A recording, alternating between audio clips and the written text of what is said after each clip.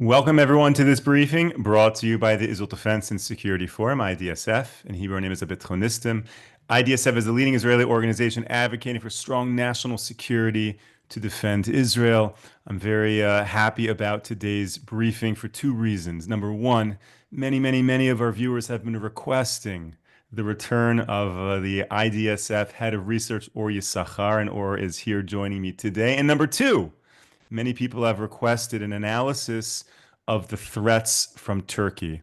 And therefore, we have the combination for you today. We have Or, he's going to speak about Turkey. So thank you to all of our viewers for putting in those requests to help us guide these discussions, bring you the content that you want to hear. Or it's great to see you on the briefing. Great to see you too, Moshe. So, or let's dive into it. There was this Nagel committee report that recently came out suggesting that there is an increased threat in the future coming from Turkey, and it may be a change in the powers in the Middle East from Iran to Turkey. What can you share with us?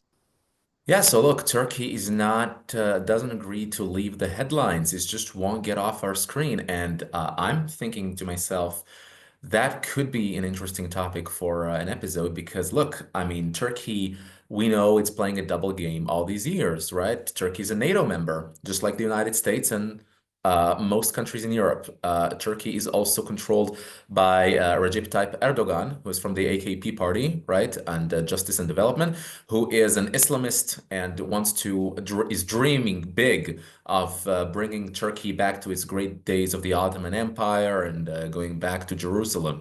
So this is really astonishing. So just yesterday, we saw Erdogan threatening the Kurds in Syria, saying that their presence there would not be tolerated for much more. And the other day, he said he will be already opening up a consulate in Damascus and threatening Israel not to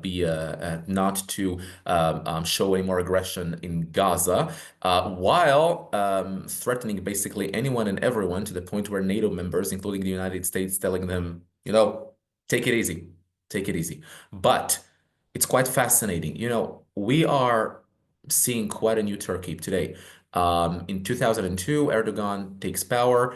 We know how he was very critical of Israel. He sort of maintained kind of, fair relations with Israel up until a certain point, but it didn't last for long. Turkey had traditionally very good ties with Israel. Intelligence services cooperated, but there was also time when a Hamas delegation found refuge in Turkey with Saleh Aroui, number three in Hamas, operating terrorism in Judea Samaria from Turkish territory. The Turks knew exactly this is what was going on.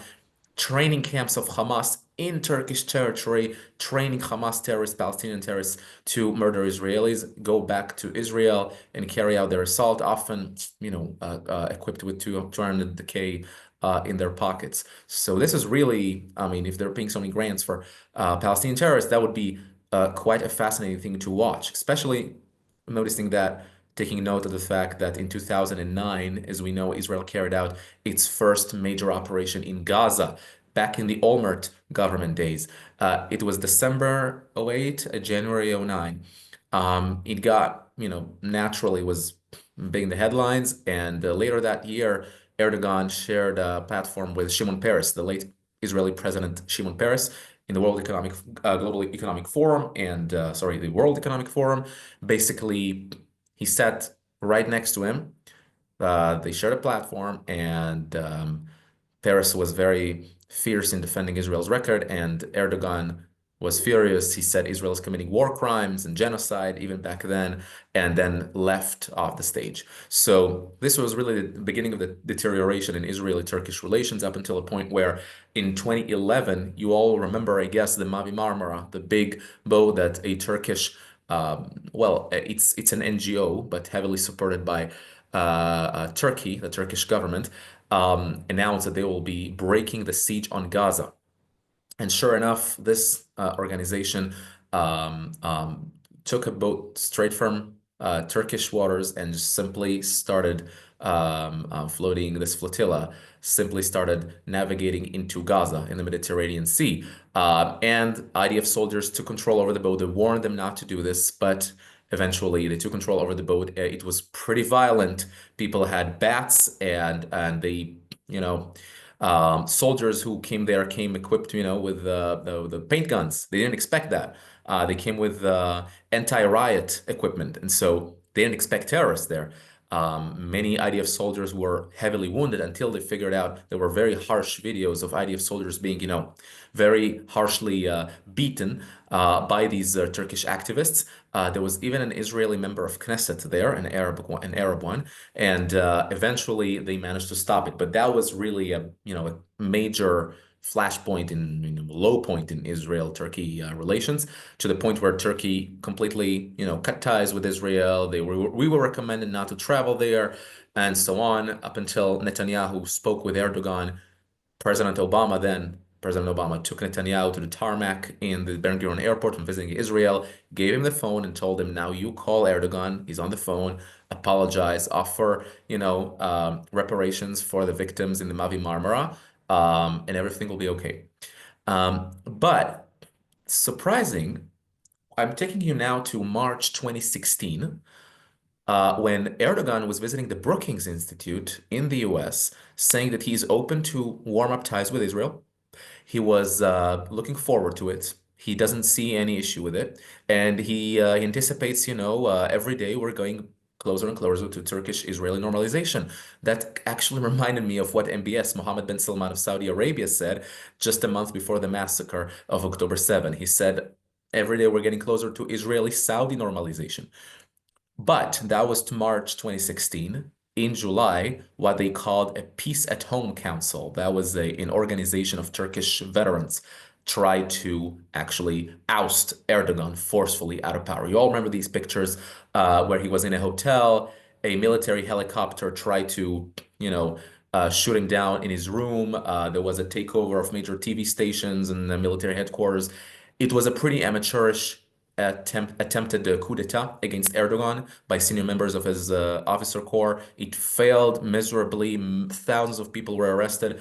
And you all remember this picture of the TV anchor holding up her phone, like with Erdogan being on video conference with her, calling his people to go out to the streets. And people went out to the streets. They blocked the tank and so. So it wasn't really a popular uprising. But then that really was the excuse for Erdogan to consolidate his power. I'm not going to take you into the whole history, but around that time, Erdogan also entrenched his presence in Syria. Now, Syria used to be part of the Ottoman Empire. We said Erdogan wants to bring the Ottoman Empire back to life. He was very fiercely anti-Assad. He said Assad is a war criminal. He needs to go home. Assad has to go. And so Turkey actually started at a certain point actually intervening militarily in Syria. What you saw right now with Tahrir al-Sham, HTS, taking over Syria, basically ousting Assad, was a jihadist organization supported by Turkey. Erdogan is now gains to the winner. He is completely taking the lottery. You can say that he won the lottery by funding and arming this group called HTS with Mohammed Julani leading it, spearheading the effort, occupying all the way Hama, Homs, all the way from Aleppo to Damascus, forcing Assad to leave, fleeing for his life. And now you see al-Jolani giving in interviews to CNN, BBC, to major American news outlets as well, and basically with his suit and tie from the Assad royal palace. That is quite astonishing. Now, all of this was supported by Erdogan, but he's still holding what he says were ancient parts of Turkey in northern Syria. Now, I want to show you this map. This is a map of, let me show it, where we are right now. So Turkey, here is Syria. Can you see the map? Yeah, we see it. We see it. Amazing. So all the parts in dark green, right, in northern Syria are under Turkish military occupation. Now that's amazing because Erdogan says we have no intention in leaving these areas, in northern Syria. They started massive, what we call Turkification, right? Making the population Turkish. educating for the Turkish language in the elementary school and the education system, banning the use of Arabic. All these things are in these areas.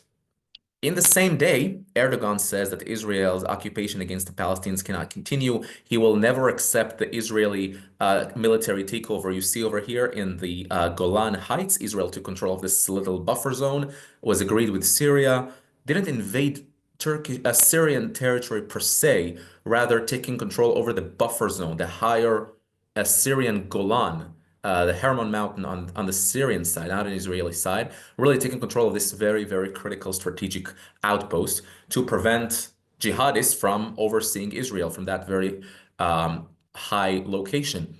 So in the same day, Erdogan is holding this vast, vast territory occupied, illegally occupied by Turkey in Syria. He is condemning Israeli control of a buffer zone in Syria and of what he calls Palestine, what we know to be Judea, Samaria, and the war in Gaza, really the historic homeland of the Jewish people in Judea and Samaria. And so it's quite astonishing. This right here, dark green, is a larger swath of territory than Judea and Samaria. How do you consolidate that? So really, it brings us back to the question, is any military control wrong? Is any occupation of territory wrong? Or is it just when Erdogan does it? So this is quite an astonishing situation. Erdogan, on the one hand, Turkey is a NATO member.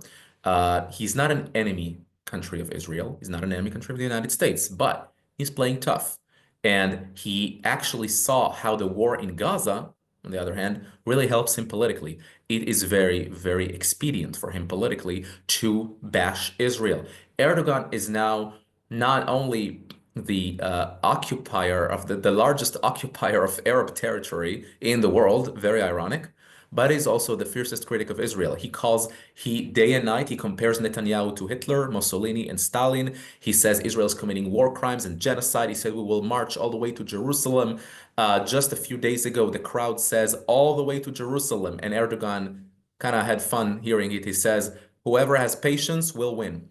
And so really, this double game played by Erdogan is an attempt to go back to the days of the Ottoman Empire, consolidate his power, and the means to do it is getting closer to Iran, closer to Hamas, closer to the jihadists, instructing his jihadists to take control over Syria, and all of the story with the Kurds now. All these things really turn Erdogan into a massive problem for Israel. Not to mention, we can get into it in the Q&A, everything he's doing right here where I am in Jerusalem, buying property, encouraging Turkish tourism, establishing NGOs to attack and harass IDF soldiers and border guard police right here in Israel, in Jerusalem. Really, what he sees as a Turkish right to go back to Jerusalem. All these things are really turning Erdogan into a massive headache for both the US and Israel. And, it is yet to be seen what we do with this phenomenon called Erdogan. Or thank you so much for that. We have so many questions coming in. You use the language headache, that right now Erdogan is a headache, but not an imminent threat. Whereas the imminent threat seems to be the regime in Iran. So I'm curious to know if you could expand a little bit on this very complex relationship between Iran and Turkey. They're rivals, but they also have common interests. The more Israel and a Western coalition goes after Iran, what does that do for Turkey? That helps Turkey in the long run because it boosts them as a regional power, or that hurts them? So they are actually playing a very pragmatic game with Iran. We know that they're rivals. Iran is a Shiite regime aspiring to take control of the Middle East and instill all their Shiite Muslim hegemony. They are very pro Hamas, obviously. They're anti-Israel. So in that, they have shared interests. But they are also not Muslim Brotherhood and they're not Sunni. And that's exactly who Erdogan is. And so this puts them in sort of conflicting, but somehow intersecting steps. And so if Erdogan wants to be in lockstep with Iran, that means he needs to do many things he doesn't want to do, like supporting Iran's presence in Syria. Turkey's presence in Syria directly confronts with that. Erdogan himself visited Tehran. He wanted to warm up relations with Iran. He understands he's not going crazy for what Iran is doing, but he's also being pragmatic. but it is yet to be seen. I think Erdogan is trying to walk between the raindrops. We saw, for example, with Russia, how he downed a Russian air jet, like a fighter jet, first time in history, ever since, World War II, perhaps. Not even that. So he's really playing a dangerous game. And in response to that, the Russian military had a press conference showing footage of Turkish help to ISIS, trucks bringing them money and buying fuel and oil from them and so on. Iran sees all that. They're not dying for it, but each side is trying to preserve its power. I'm reminding you that Iran and Turkey share a border, so they also have an interest not to take things too radically. You mentioned quickly in passing Turkey bought people from Turkey buying land in Jerusalem, and so many Oh people yeah. asking, what does that mean? And I think it's interesting because I think there is actually a law in Turkey. You'll correct me if I'm wrong. There's a law Mhm. in Turkey that Israelis are not allowed to purchase land in Turkey. Hmm. But are you able to expand on that a little bit about Turkey or any other foreign entity, foreign nationals purchasing land in Jerusalem? Yeah, so we actually had a production with Baruch Yadid. He's one of our great experts and he's a major expert in the Arab world. We had a day of video shooting in the old city of Jerusalem. It's still only in Hebrew, but we will translate it to English for you guys. But really, that was the story of a city that all parties are fighting to take control over. So Turkey, Qatar, Muslim Brotherhood, many different countries, even Jordan, Morocco, they all purchasing, that they're sovereign territories of France right here in the old city of Jerusalem. And so this is a quite an astonishing, melting pot, the old city of Jerusalem, because of all the heritage. But Erdogan claims it's his, and so he actually directly supports businesses in the old city. I'll just give you an example. There is an NGO called Mirathna. They encourage all sorts of charity for needy Arab families. So they hand out tens of thousands of warm soups and dishes for needy families. They have community centers, and it's always in Islam in general. It always starts with zakat, with community charity work, and so through that they have a foothold in Jerusalem. They encourage tourism. Erdogan said it's such a shame that only 20,000 Turks go every year to Jerusalem. While we were shooting this video, there was a group of Turkish tourists passing by them. We asked them, "Did you get any help for the government?" And they said, "Oh yeah, of course. Everybody paid for our tickets, and we have free hotels and so on." This is quite astonishing. There is a place called the Turkish Khan in the heart of Jerusalem, the old city, really. It's just a khan, right? It's a coffee place where you smoke shisha, and maybe there's a resting place for travelers. But it is really a foothold. All these things, he funding civil society, quote unquote, right? Who harass and tackle IDF soldiers and police officers. So Israel is not doing much about it. I don't have a good way to defend it. It's a scandal of any proportion, and I think this should be really high up in our priority. Okay, so maybe that's a call to the research department Oh to yeah. dig a little deeper in that, and then we'll be able to report back to our many viewers what you found. If we could return to the whole idea of the expansion of the Ottoman Empire, to what extent is that a function of religion, of Islam, Hmm. or to what extent is that just a function of the national interests of Turkey? Are you able to parse that out a little bit? Yeah, because look, Turkey has always seen itself. It has a little bit of megalomania, and Turkey, I'm reminding you, has been controlling the state of Israel, like the historic land of Israel, for 500 years. So the great Suleiman, actually, he was the Suleiman the Magnificent was the Turkish Sultan who actually built the present-day old city walls of Jerusalem. This is what we're seeing now. These are the old city walls built by an Ottoman Turkish ruler. So Turkey feels that it wants to go back to the days of the Ottoman Empire, much like Putin today in Russia wants to go back to the days of the USSR.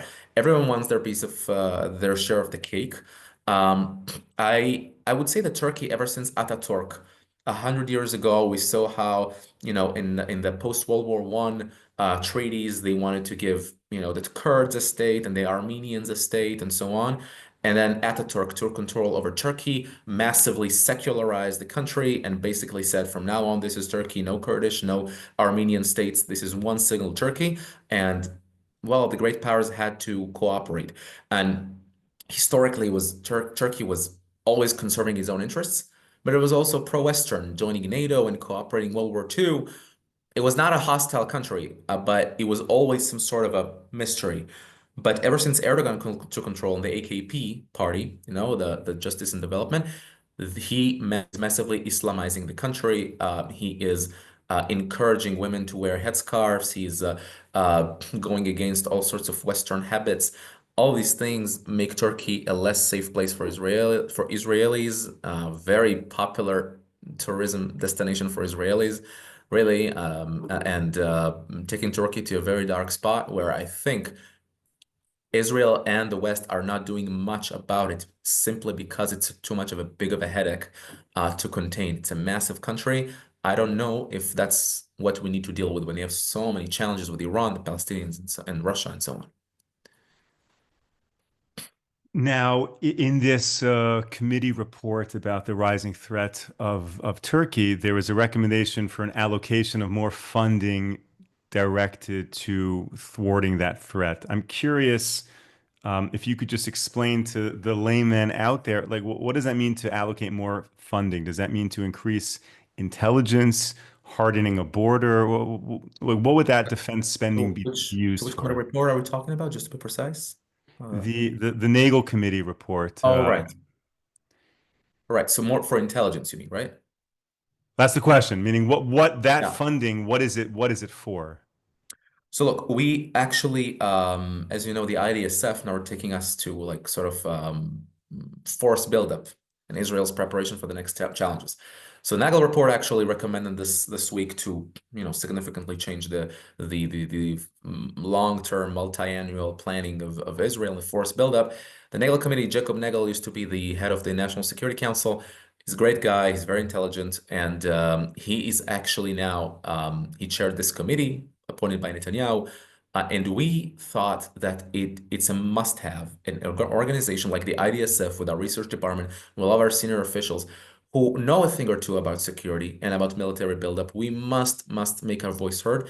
And yes, absolutely, this committee report, I'm grateful that some parts of it really reflected what we recommended. And so we, in August, we took a few days, really did an overall, wrote an extensive report over 5,000 words. So we gave them a 3-page, executive summary, and we sent 3 of our officials, including Amir Avivi, to testify in front of that committee, armed, equipped with this report. And we basically recommended the IDF, first of all, just leave aside the misconception. You can no longer prepare for the wars of yesterday.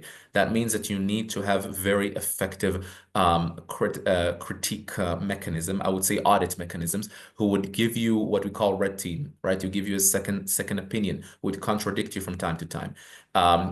We said that the intelligence efforts, by the way, needs to go massive overall, including civil and possibly outside observance. Just to say a word, many of today's Israeli high-tech industry leaders are from A200, where I came from. But these people are living in the outside world, quote unquote, for years now, and they can have a different opinion. I saw how it plays out, how to prepare for massive Egyptian and Jordanian force buildup. We closed up entire divisions. It's not the time for that. We made people go on reserve once every 3 years, not even that, instead of 40, 50 days a year. All these things reflected the misconception, the calm, diminishing the size of the military and really going to directions that Israel found itself severely underplayed. This whole lack of ammunition before October 7 and the aerial train, I would call it, or like a massive support in ammunition supply from the White House, from the Pentagon to Israel during the past year was heavily because of Israeli heavy dependence on American armament. So we really need to develop our own blue and white ammunition lines as well. Not just saying disengage, but God forbid, but America is a strategic ally, but absolutely boost our independent a capacity for manufacturing. All these things are absolutely a must-have. Or Issachar, head of IDSF research, thank you so much for Thank you. joining. Or you mentioned some research on these related issues that you've done. So for all of our viewers, if you want to be able to read some of that, make sure you are signed up to our newsletter, and we will get that out to you today. So when you see the recording of this briefing, you'll also see some links to follow up. So this is a great opportunity if you're not on our newsletter or you don't regularly check it to do so that you can see a lot more about what Or is referring to. Or thank you so much. Thank you to all of our viewers and supporters for tuning in today. We will be back with you tomorrow, 10 a.m. Eastern Time, 5 p.m. here in Israel. Until then, stay safe, stay strong. Take care, everyone.